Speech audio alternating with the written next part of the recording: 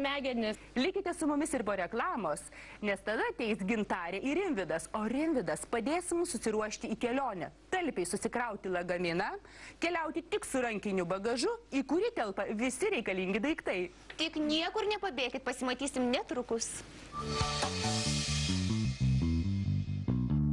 Labas vakaras tiems, kurie praleidote mūsų pirmąją laidos dalį, o dabar mes jūs kviečiame į mūsų studiją, kur mes jums parodysime, kaip talpiai susikrauti lagaminą keliaujant į kelionę. Taigi Gintarė atsivedė labai šaunų berniuką, kaip matau. Labas vakaras, mergaitė, žiūrėkit, ką turiu. Dar neturėjom. Tai yra keliauninkas, Rimvydas Širvinskas, jis apkeliavo jau pusę pasaulio. Jo tinklalapis, koks ten socialinis, paciabukas tas tavo, lūžta nuo gerbėjų tūkstančiais merginų. Veidaknygė. Taip, veidaknygė, teisingai lūžta nuo gerbėjų.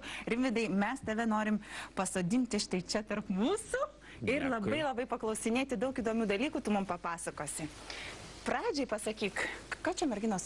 Nu tai mes suprantat, mes laukiam. Mes pasiruošėm. Į kelionę ir mes nesuprantam, ar įmanoma šitokį kiekį daiktų susidėti į mažą lagaminuką. Gal mes per daug jų pasiėmėm? Taip. Tai visų pirma, mes toj pasižiūrėsim, ką jūs čia pasiėmėte per daug.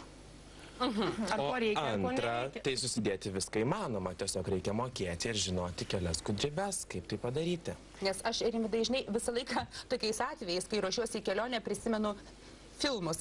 Ir ten yra tokia tradicinė scena. Moteris sako, aš tave palieku, griebia visas sukneles ir tokį guzą iš karto deda į lagaminą ir jis niekada neužsidaro.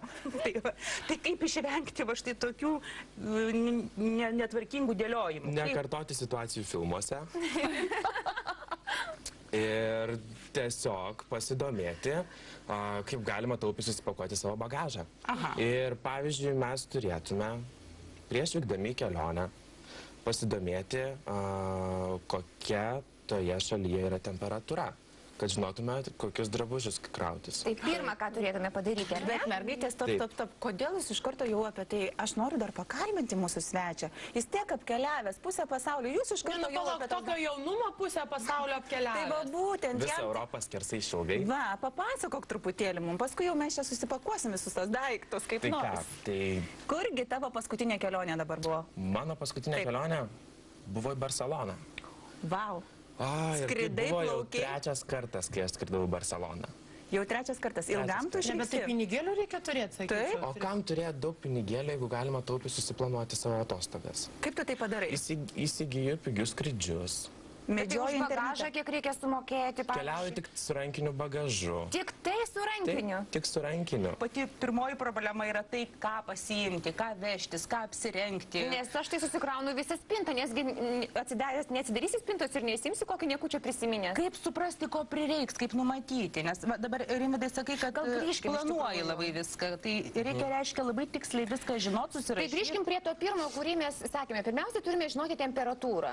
Temperatūrą. Taip? Į tą šalį, kur vykstame. Taip, turime pasidomėti klimatu. Metinė oro temperatūra vidutinė nurodyta. Arba, pavyzdžiui, prieš išvykdami, vis tiek lagaminą mes kraunamės likus 1-2 dienom iki kelionės. Oi, nesakyk, yra tokios, kurios kraunasi savaitę, 2 prieš. Pažįstu vieną, galiu ir netgi ranką parodyti.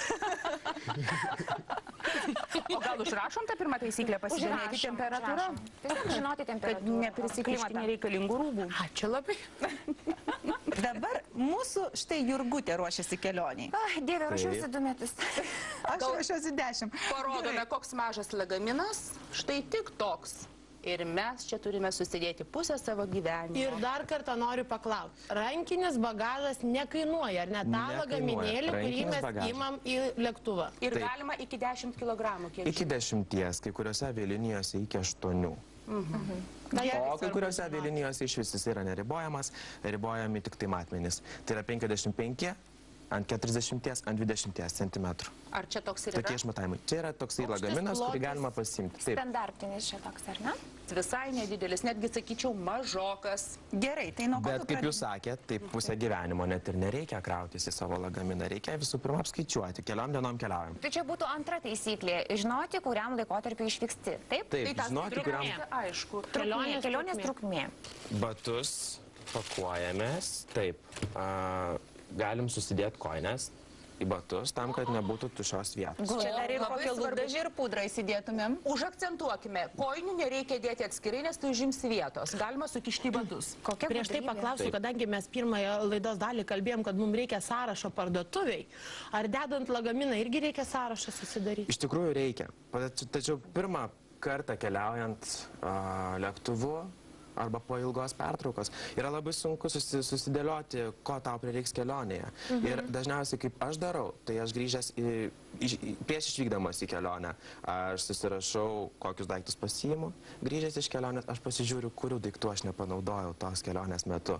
Ir taip darau kas kartą, kadangi per metus aš iškeliauju kokių 20 kartų ir taip kas kartą vis kraunasi lagaminą ir žiūriu, ko man prireikia, ko man neprireikia tenai. Mokaisi iš klaidų, ar ne? Ir kitą Iš kartą tikrųjų, taip, mes mokomės iš klaidų. Mes dažniausiai mes prisidedame visko per daug. Nu, Per mažai tikrai koks nebūna. protingas Jaunas, gražus ir nevedęs. Gerai, tai tu dėdėsi batus. Gerai, taip, deduosi batus. Visų pirma, aš pagalvoju, ar man jų tikrai reikės. Jeigu aš keliauju, pavyzdžiui, 3 dienom, tai ką man antra batų para? Na, jeigu suplyštų. O jeigu suplyš, tai žinoma, galima nusipirkti dėl to, kad Europoje yra daugybė pigių parduotuvių, išpardavimų ir panašiai. Dar pigiau nei Lietuvoje. Ir reikėtų pasverti, ar geriau sumokėti už registruojamą bagažą ir prisikrovimą batų, ar geriau įsigyti naujus batus ir keliauti su rankiniu. Logiška. Prikimšti kojinių. Čia tokia gudrybė, kur nesugalvočiau niekada gyvenime. Tuščio oro nereikia vežioti. Juos suglaudžiam, taip matai kaip? Ne, nu toks jausmas panas, kad tikrai nieko gyvenime nesat atvažiavę. Tik jau nesakyk, kad tu sugalvojai kišti į batus kojinės. Tarp kitko, taip. Netikiu. Taip, batai jau yra, užima nedaug vietos. Ir ne tik batai, bet ir kojinės. Ir kojinės, jau batai ir kojinės. Gerai. Toliau. Pavyzdžiui, aš čia matau yra fenas. Oi, labai Iš didelis. tikrųjų, aš manau, kam jis reikalingas. Jeigu mes gyvenam viešbutyje, tai fenas dažniausiai ten šiaip ar tai būna. Būna. Tas pats daroma ir su plaukų tiesnimo žnyplėmis.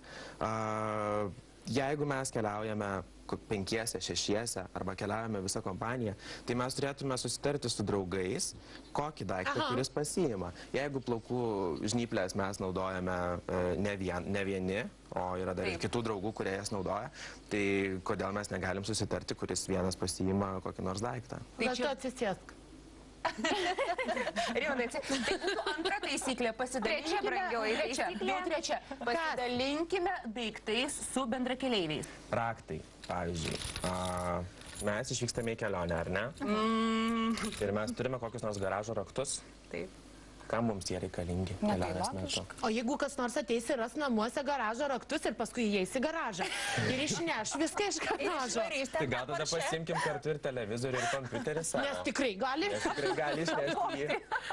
Vienu žodžiu, reikia viską palikti, ko nereikės. Ko nereikės? Pavyzdžiui, raktai, tai sudaro nemažą svorį ir daugybę nervų. Ir rizika, kad jos gali pamesti. Rizika, kad jos gali pamesti. Kitas dalykas yra, tai ką aš asmeniškai darau, tai aš išsiimu prieš kelionę iš piniginės daugybę lietuviškų nuolaidų kortelių, kurių man kelionės metu tikrai neprireiks. O piniginė va tokia, nu. Taip, dažniausiai kreditinės ir panašiai. Turim grinus, turim vieną kortelę dėl viso pikto, tfu, jeigu mus ten... Turime draudimo, pavyzdžiui, sveikatos kortelę, banko kortelę ir viskas. Viskas. Ir gana. Ko dar? Asmens tapatybės kortelė, gana. Pinigai tegul tam būna. Ne visokios nuolaidų kortelės, kurias nedaug dėja mes pamesim. Ne, nu pamesim, rasim turtingą berniuką, kuris turės pinigų. O man tokia žioplai, pačią pirmą dieną Paryžiuje apsvaigusiai Paryžius metro ir pavogė tą piniginę su ta vienintelė banko kortelė, su ta vienintelė tapatybės kortelė. Na, viską, ką Tai turėjau. gal paklauskime, kur jie įsidėti, tada gal Tai žino. gal kur nors kitur tu slėpi? Taip, galiu pasakyti, kad dažniausiai, kai mes keliaujame kokiame nors didmestyje, Paryžius, Barcelona, Londonas, kur yra tikrai gausybė kišenvagių, ypač pagrindinėse gatvėse, tai jau esame išmokyti ir mano draugė Barcelonoje gyvena, jinai iš karto išmokė, kad jeigu eini La Ramblas gatve, niekada nelaikyk rankinės, maišelio bet ko per vieną petį, reikia iš karto per galvą persimesti. Kitas dalykas yra, kai mes keliaujame su rankiniu bagažu, mes visą savo kosmetiką, visus šampūnus, dušo želė ir panašiai, visus higienos reikmenis turim susikrauti iš tai tokį maišelį. Mėginėliai, teisingai? Taip, tai yra arba mėginėliai, arba buteliukai. Kontaktinius lęšius mes nešiojame, įsidedame ir mažiuką iki 100 ml skirtą buteliuką, dėl to, kad daugiau negu 100 ml kiekio mes negalime vežtis vienoje talpoje. Ir visą tai turi sutilpti į tokį štai maišelį. Liuks, neturiu šitų akinių, toliau.